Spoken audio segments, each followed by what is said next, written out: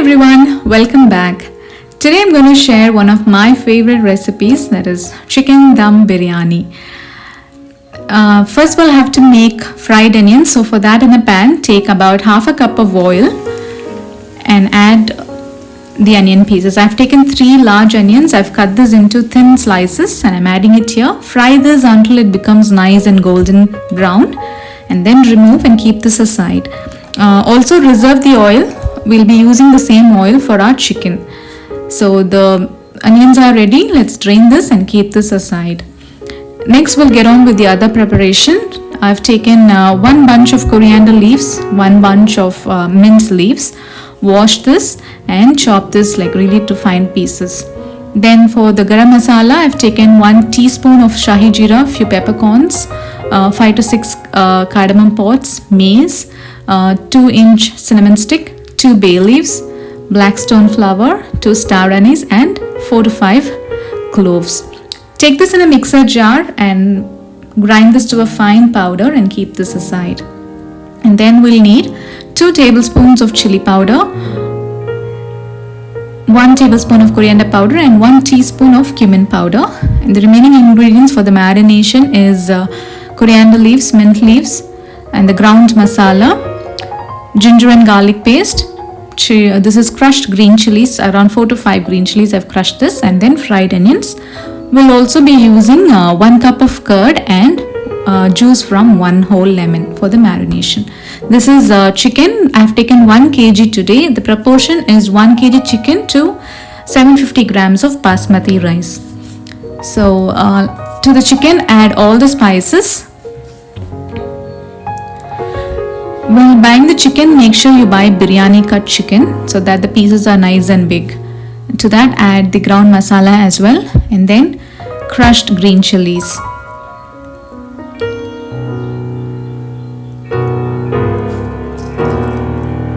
Two tablespoons of ginger and garlic paste, and coriander and mint leaves. I've just taken half the portion of coriander and mint leaves. I'm adding it here.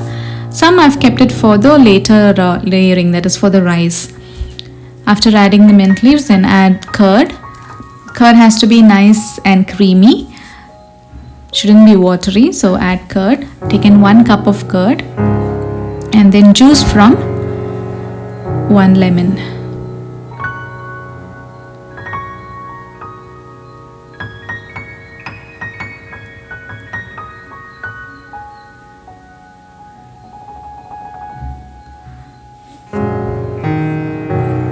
Salt.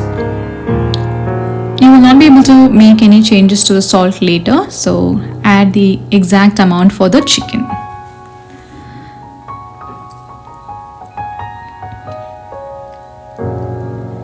And then fried onions.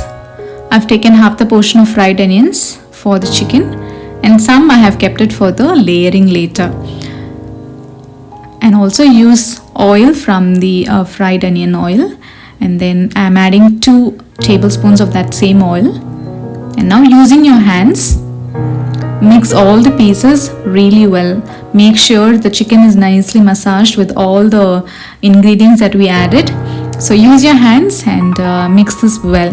We'll be marinating the chicken for a minimum of 1 hour, and the maximum is up to your choice. Even marinating this overnight and cooking it the next day will also be perfectly fine. The chicken will be even more tender and juicier. So I'm done with the marination. Let's cover this and keep this aside. You can also, I'm keeping it in the refrigerator, and let's get on to the other preparation. Next we'll be making saffron milk for the biryani. So taking a small pan, I've just kept it on low flame just to heat the pan, and to that I'm adding some saffron strands and 2 green chillies. This is just for the flavor and color. And now turn off the stove, and while the pan is hot, I'm adding milk to it so that the milk becomes a little warm, and the color from the saffron will get infused in the milk. So I've taken about half a cup of milk. I'm using full fat milk here, but you can use any milk of your choice. And to this we'll be adding kevra water. This is a nice flavoring agent for your biryani. and I'm adding 1 tablespoon of kevra water, and then we'll be using 1 tablespoon of rose water. Adding kevra water and rose water will enhance the biryani's flavor to another level. So please don't skip adding these two. This is now easily available in most of the supermarkets, and this is also available online, so you can buy this online. Keep this aside. Now the rice, I'm taking 750 grams of rice for 1 kg of chicken. Selecting the perfect rice for the perfect biryani is actually very important. Make sure the basmati rice should have a nice flavor and aroma. Wash this and soak this for a minimum of 30 minutes. And once the rice is nicely soaked, we'll start with preparing the biryani. Now in a wider pan, I'm taking about 1 tablespoon of the fried onion oil. Just adding it at the bottom so that the chicken doesn't get stuck or burnt at the bottom. And to this we'll be adding the chicken. I'm just giving it some heat. I'm not going to cook this now. Just heat it for 1 minute and add the chicken pieces. And using spoon, just make sure the pieces are evenly spread at the bottom before we start with the layering. Just spread it and just giving it some heat for a minute. Then I'll turn off the stove. We'll start preparing the rice. Spread it evenly. Cover this and turn off the stove. Keep this ready so that once the rice is ready, we'll immediately start with the layering.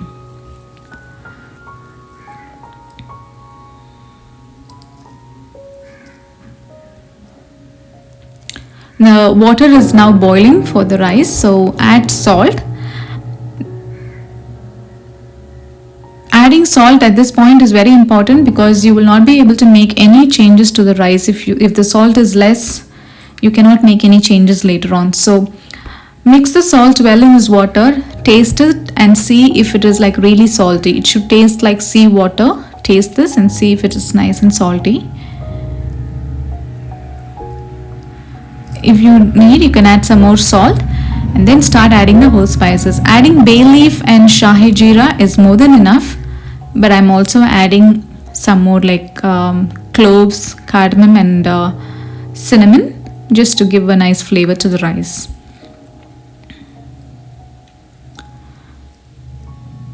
Once the rice is ready, you can remove these spices. These will be floating on top, so you can remove this later once the water is nicely infused in the flavor. And then finally few coriander and mint leaves just for some flavor.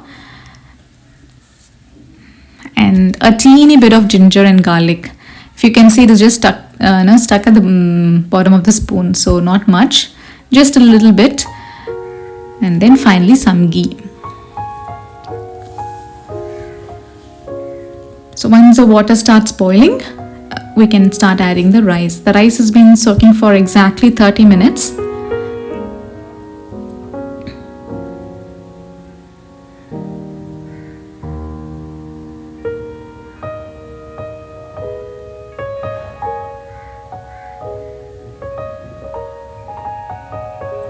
After you add the rice, just keep an eye on it. Please don't move from your countertop because basmati rice, the cooking time is like really less, and it's also been soaked for half an hour, so it'll get cooked in a minute. So just keep an eye on it and make sure you check for the consistency because it shouldn't become mushy.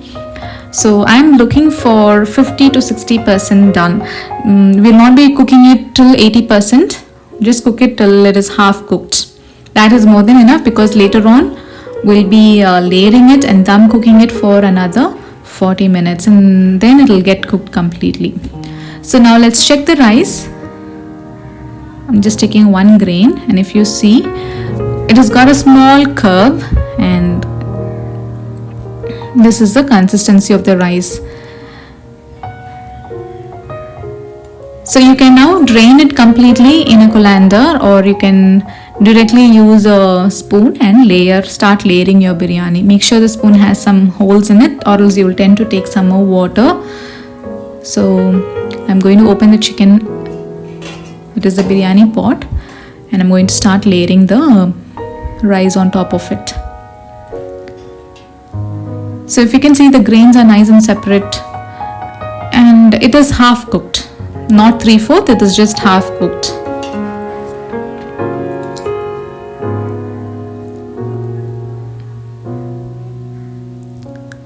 Layer it evenly, don't dump it, give it some nice space, and it also should have some air inside so that it cooks well. It's best if you use a wider pot, don't use a smaller pot because it might get mushy, or the rice will tend to break.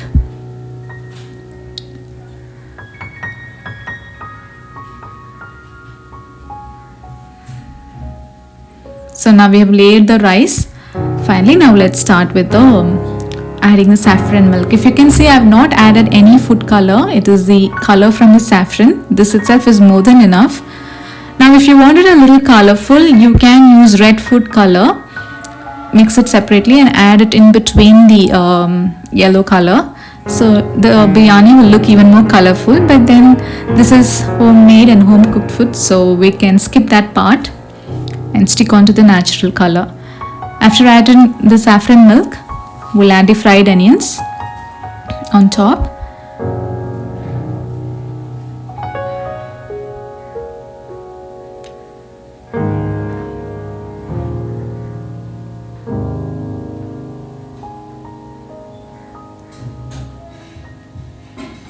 And some coriander and mint leaves.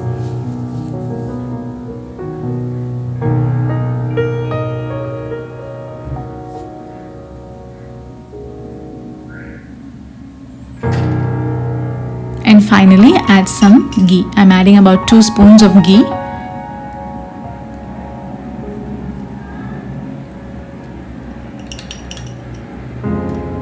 Ghee will also enhance the flavor and will give a nice glossy look to your biryani. So add ghee at the top and cover this. And I'm placing a heavy stone on top to lock the steam, and I'm going to dum cook it. Use a heavy bottom pan at the bottom. Don't keep the biryani pot directly to the stove. Now the biryani is going to be in low flame for 20 minutes. I'm going to cook this in low flame for 20 minutes and turn off the stove and leave it without disturbing for another 20 minutes. So exactly 40 to 50 minutes I've given it time, and now I'm opening the biryani pot.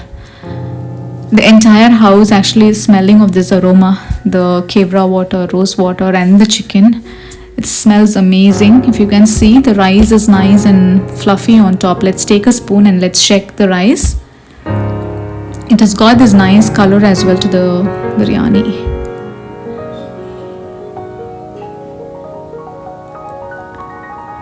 The rice on top is nice and fluffy.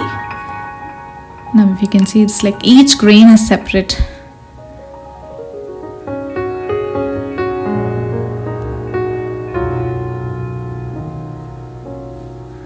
Now let's check the chicken as well.